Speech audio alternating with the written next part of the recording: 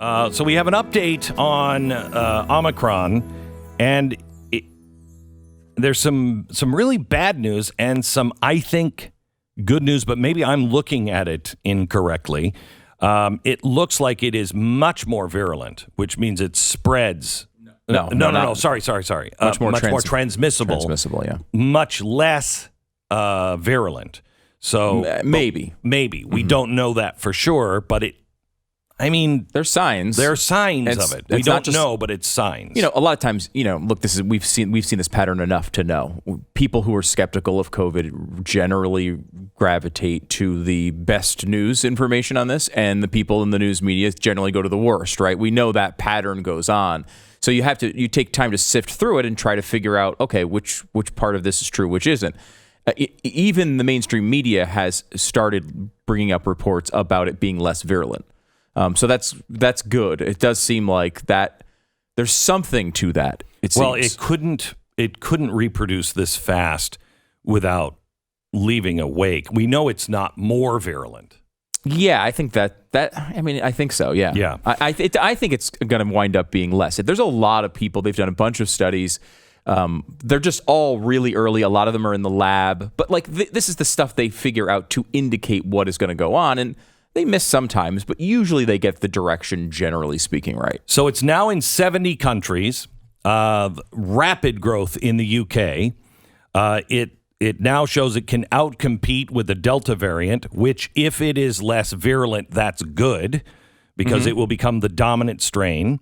Already the dominant strain in London, already in South Africa as well. It says currently dominant in the US and much of Europe. Delta is the one that's... Delta is, yeah.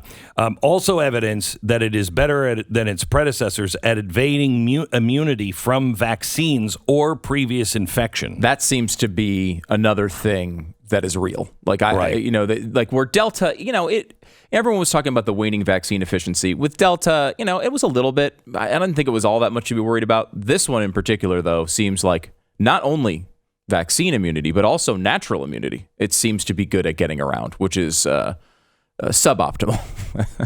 Yeah. In theory. Yeah. But this is, to me, this goes back to what I said in January before anybody was really talking about, what it might mean. Mm-hmm. And I said, if this is an outbreak, I fear the economic ramifications more than the virus. I just don't think this is going to be the plague, or Ebola. It's going to really attack us economically. That's what I was worried about. And then I said, it is eventually going to burn itself out as they do, and it will probably just become another flu. Yeah. Now that's bad because, we lose... Flu sucks. Yeah, the flu sucks, and we lose, 40 to 80,000 people every year in America from the flu.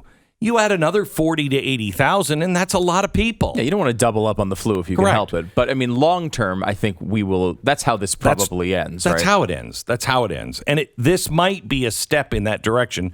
We don't know yet, but we do know that it is. The numbers are a little staggering.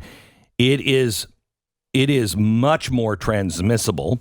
On Wednesday, the UK reported 4,671 new Omicron cases, an increase of 87% on all those previously identified, bringing the total to more than 10,000 people.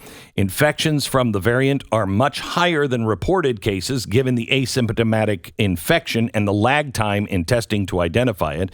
They estimate now Omicron infections could reach 1 million a day by Christmas Day. In the UK? That is the way this is written. It doesn't. It's because the entire story is about the UK. Now 75. But that's crazy. Yeah, there are 75,000. I think you said per day. Now that was one. It's a spike day. Sometimes the data comes in strangely, so that's a little bit higher than they've been. But that's the record for the entire pandemic. If it continues, they say they have previously identified bringing the total of cases more than 10,000. So you're a long way away from 1 million. It's got to be for all of Europe. It does seem, though, pretty clear that it is a lot more transmissible, which, as you point out, might not be bad. It depends on how much more transmissible it is, right? Because there are some indications in early lab studies and such that Omicron may be, the virulence of it may be reduced 25, maybe even 50%. Now, that's not locked in. You can't take that to the bank. But if that were to hold up, that's obviously really good in that less people will die. The problem, though, is if you increase cases by 5 or 10x, that virulence is still going to wind up with a really bad bottom line number. I mean, I do think that, look, if you're living in a red state, if you're living in, I don't think much is going to change about your life going through this. Though I do think, travel may be very annoying. If you're in a blue state, I think a lot of these. I don't think shutdowns are coming, but I do think you're going to get restrictions. Some of that stuff's going to come back on. You're seeing it in some places already. This may be kind of annoying. I will say it doesn't seem like it's going nothing. to be. I think it is going to be annoying because I think the federal government will make it annoying. I think state governments will be also in blue states. In blue states will be on that. States. And they already are. But like when these things come up, like we also had epsilon variant, right? And that was in the news for a while too, and it turned into nothing, right? So sometimes these things happen, and the majority of them, I would say, a lot of these scares, we've seen it over and over again with the media. They turn into nothing. Mm-hmm. This one, though, like Delta, seems like it could get to the point where it's going to be pretty annoying. I mean, like it does seem to evade natural immunity and vaccine immunity, right? Which is weird because everybody's saying we've got to get on these vaccine boosters.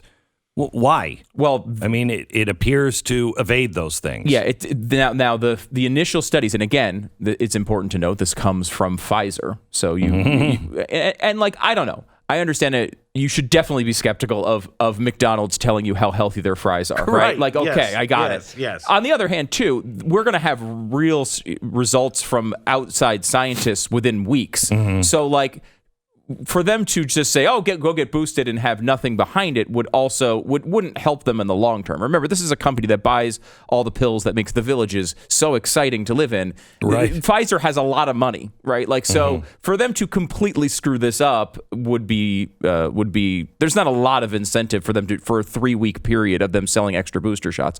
Their studies are showing that the 2 shots are something like 33% effective against Omicron, where with the booster it goes up to about 80 is what they're saying. Now, we don't know. They are saying, however, and this is important, and I think this will hold up for natural immunity as well, though I have not seen a study on it yet, but both the vaccine and I think natural immunity are holding up quite well against hospitalization and death still. Yes. So it's not and that's one of the arguments about the difference in virulence.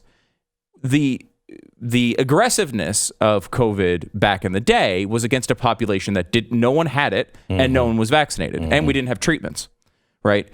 Now we're at a point where a lot of people are vaccinated, a lot of people have had it, and we have a lot of treatments and more coming.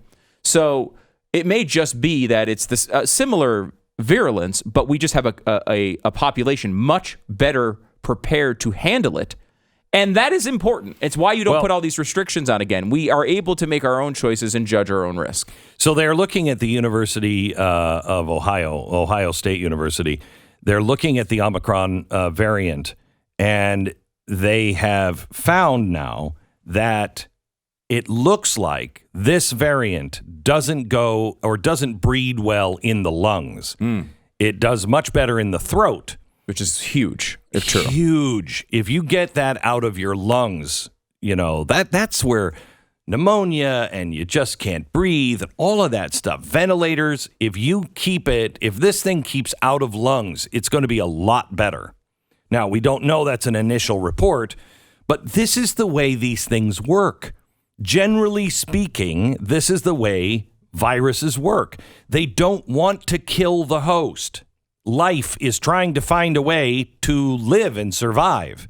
So this virus is life. And if it goes into a body and the body dies because it kills it, it dies. And so it needs to get smarter and less virulent and kill less people. And that's what happens. That's why these things usually get more and more mild as they go on. But you're not going to see an end to the madness. However, let me say this: have you seen the CEOs? Two of the largest airlines say that they are no longer. This is American and Southwest. Say they are not going to. They're not going to do the mask mandates. They say that I thought it was an FAA rule. Two CEOs, America's largest airline, said this week they don't believe the Biden administration's continued mask mandates requiring travelers to wear masks while flying serves much benefit, considering the fact that airplanes have advanced filtration systems that remove nearly all airborne contamination from the cabin.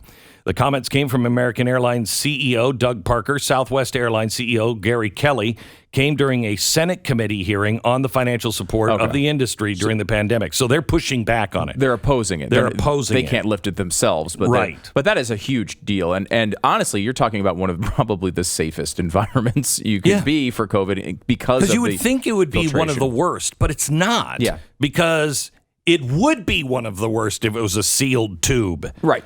But they filter that air, I don't know how many times before it comes blowing back in your face. So it is a very safe environment. And I know of really none that I can think of outbreaks that have happened on planes. That's not to say that no cases have ever been transmitted on a plane, but like there haven't been super spreader events on planes because of that filtration. Right. You would think that closed in environment would be a super spreader event every time it takes off. So where are you on, like if you had to say, let me give you two options. This is going to get pretty bad, or it's going to fade away and be nothing. Are you a 50-50 person? Are you above 50-50 that's going to get bad? And when I mean bad, I mean, I don't think it's going to be January or April 2020 bad, but it's going to be, worse than, let's say, the Delta wave of the fall and winter last year, where we had, up 3,500, 4,000 people a day dying. So I think, this is a sheer guess on my, I don't have any feeling on it. I'm with you on this. It's just a vibe. I don't know. Yeah, my gut says that it's going to be much more prevalent, but much less scary. Yeah. People are not going to be afraid of this. It's going to start just becoming part of life. Right. You're going to start people like the government's not going to reflect that, but that's where the American people and I think the people of the world are going to be. And we always lead. I think we will start doing the things. I mean, you see this in red states all the time. Like there were mask mandates here much longer than people were paying attention to them. You know what I mean? Like people were living their lives and doing what they wanted to do, even though some of these rules remained on the books. And some of these places will implement these rules again. Yeah. And I think at this point, most people are just like, look, I got to live my life. Mm-hmm. If I'm not going to live my life. This is what I got in trouble for when I said when we were at the height. People like me, my age, I've lived a good life. I've had a good life. And if it meant keeping America's doors open on critical infrastructure, then I'd be willing to go in and, I get the coronavirus and I die. Okay. I volunteer to do that. Keep America going. Don't keep shutting it down. And I think more and more people are like that. Look, I'm not going to live my life in fear of this stupid virus. Right. We can't. It'll be like this. We are going to live with the coronavirus for the rest of our lives. It's just going to be part of life now. So now's the time to make the choice. How much are you willing not to see your children and your grandchildren on Christmas because you're afraid of the coronavirus? Maybe you are this year. Are you still going to be there next year and the year after? What is it we are sacrificing because of fear? If you enjoyed this video, hit like and subscribe to our channel so you'll be sure to see similar videos from BlazeTV with the added bonus of signaling YouTube that your voice and opinion still matters. And if you're looking for more great conservative content, check out one of the two videos suggested here.